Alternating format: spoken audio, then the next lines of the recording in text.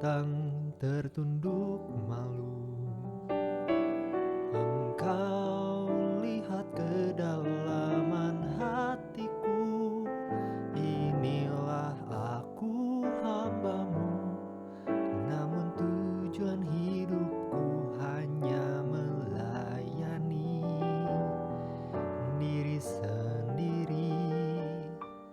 Sesungguhnya ku hamba dunia, terpikat oleh kesenangan fana, akan harta dan kuasa, kebanggaan hati beri belas kasih-Mu,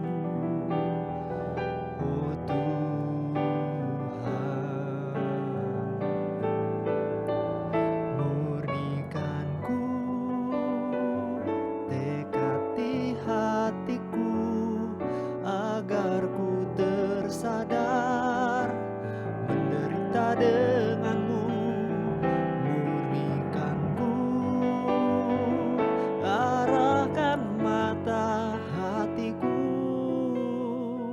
agar ku setia padamu.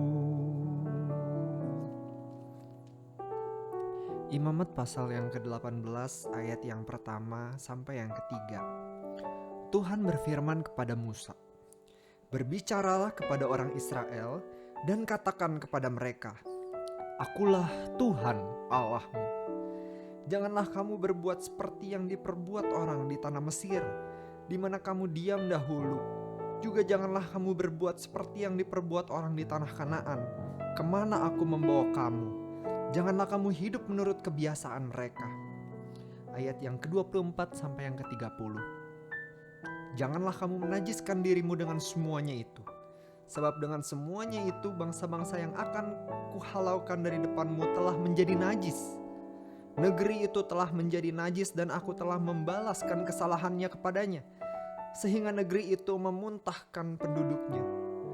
Tetapi kamu ini haruslah tetap berpegang pada ketetapanku dan peraturanku, dan jangan melakukan sesuatu pun dari segala kekejian itu, baik orang Israel asli maupun orang asli yang tinggal di tengah-tengahmu, karena segala kekejian itu telah dilakukan oleh penghuni negeri yang sebelum kamu, sehingga negeri itu sudah menjadi najis, supaya kamu jangan dimuntahkan oleh negeri itu. Apabila kamu menajiskannya seperti telah dimuntahkannya bangsa yang sebelum kamu. Karena setiap orang yang melakukan sesuatu pun dari segala kekejian itu, orang itu harus dilenyapkan dari tengah-tengah bangsanya. Dengan demikian, kamu harus tetap berpegang pada kewajibanmu terhadap aku. Dan jangan kamu melakukan sesuatu dari kebiasaan yang keji itu, yang dilakukan sebelum kamu. Dan janganlah kamu menajiskan dirimu dengan semuanya itu. Akulah Tuhan Allahmu. Pasal 18 ini, orang Israel diperingatkan untuk bagaimana mereka hidup harus dengan penuh keteraturan, khususnya dalam perkawinan. Karena ternyata kehidupan perkawinan mereka masih begitu banyak dipengaruhi oleh bangsa Mesir, bangsa yang cukup lama di mana orang Israel tinggal bersama-sama. Dan kebiasaan mereka ternyata adalah kebiasaan yang Tuhan tidak suka, yang merupakan sebuah kenajisan, kejijikan bagi Allah. Bahkan ada kebiasaan mereka berhubungan seks dengan sesama jenis, mereka berhubungan seks dengan binatang, mereka berhubungan seks dengan orang tua atau saudara dari orang tuanya atau sepupunya atau orang-orang di kerabat dekat mereka, tanpa ada sebuah status resmi suami istri. Dan di dalam kekejian bagaimana mereka hidup sesuai dengan bangsa Mesir, mereka pun akhirnya Tuhan peringatkan untuk mereka tidak terpengaruh dengan budaya yang lama. Dan bukan cuman budaya yang lama, tetapi budaya yang mereka akan tinggal bersama-sama nantinya ketika mereka datang ke Kanaan. Disinilah Tuhan memperingatkan, janganlah kamu berbuat seperti yang diperbuat orang di tanah Mesir, yaitu budaya yang lama. Dan di mana kamu diam dahulu, juga janganlah kamu berbuat seperti yang diperbuat orang di tanah Kanaan, kemana aku membawa kamu. Sehingga ini berbicara tentang masa depan mereka, di mana mereka akan hidup di tengah-tengah bangsa orang-orang yang tidak mengenal Tuhan lagi. Dan selama 40 tahun di tanah yang tidak ada bangsa lain selain bangsa Israel waktu itu, yaitu di padang gurun, Tuhan mengajarkan banyak hal. Tuhan membersihkan dan memurnikan bangsa Israel untuk memiliki hati yang tertuju kepada Tuhan, kesetiaan yang tertuju kepada Tuhan saja. Di dalam hal ini kita belajar bagaimana kita pun harus setia mengikut Tuhan. Kita harus setia untuk terus dimurnikan, karena latar belakang kita, di mana kita tinggal atau di mana kita bersekolah atau di mana kita berteman, itu membentuk kita menjadi orang yang sekarang.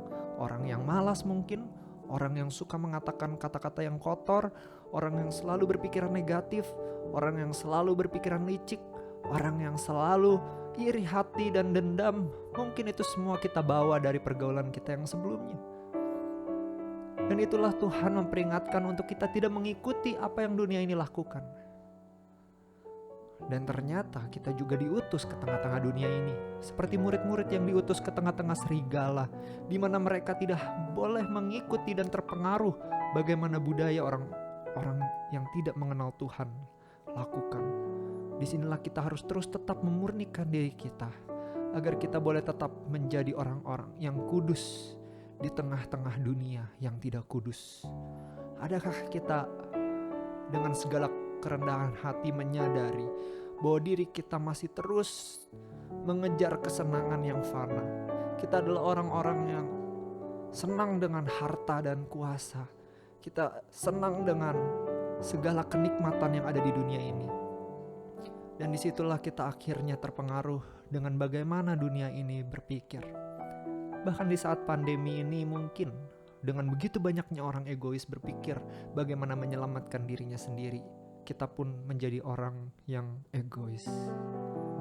Mari kita sama-sama memurnikan diri kita untuk kita tidak mengikuti apa yang dilakukan oleh dunia ini, segala kejahatannya. Dan kita mau tetap menjadi terang di tengah-tengah kegelapan. Dan kita mau tetap menjadi garam di tengah lautan yang hambar. Adakah kita mau terus dimurnikan oleh Tuhan? Mari kita datang kepadanya dan tertunduk malu, agar sungguh Dia dengan kasih-Nya memurnikan kita dari hari ke hari, agar kita tetap setia pada Tuhan.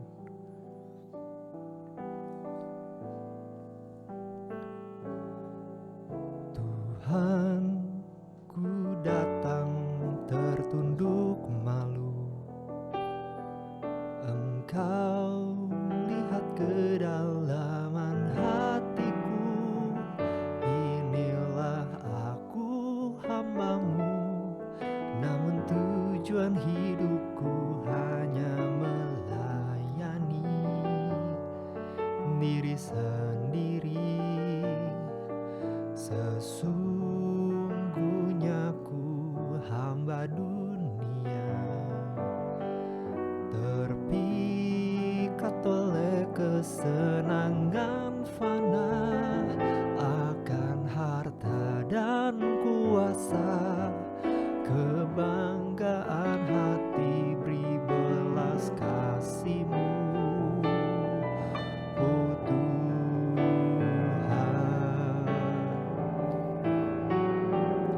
murnikanku tekad di hatiku, agar ku tersadar menderita dengan-Mu. Murnikanku, arahkan mata hatiku, agar ku setia padamu. Bapa kami yang di surga, kami datang dengan segala kerendahan hati, bahwa kami membutuhkan Tuhan untuk memurnikan kami dari hari ke hari, karena kami masih banyak mengikuti kebiasaan-kebiasaan lama. di mana tempat kami tinggal, di mana keluarga kami membentuk kami. Itu membuat kami yang saat ini yang mungkin terus melukai hati Engkau. Ampuni kami ya Tuhan. Biarlah Engkau yang boleh terus menguduskan kami, agar kami boleh tetap menjadi terang yang menyala di tengah kegelapan. Kami tidak semakin redup dari hari ke hari karena kami terombang-ambing dan kami mengikuti arus zaman ini. Ampuni kami ya Tuhan. Berikanlah kami segala kesetiaan untuk kami boleh tetap taat melakukan setiap firman-Mu, peraturan yang telah Engkau berikan untuk kami boleh lakukan. Terima kasih Tuhan. Ini doa kami di dalam nama Tuhan Yesus.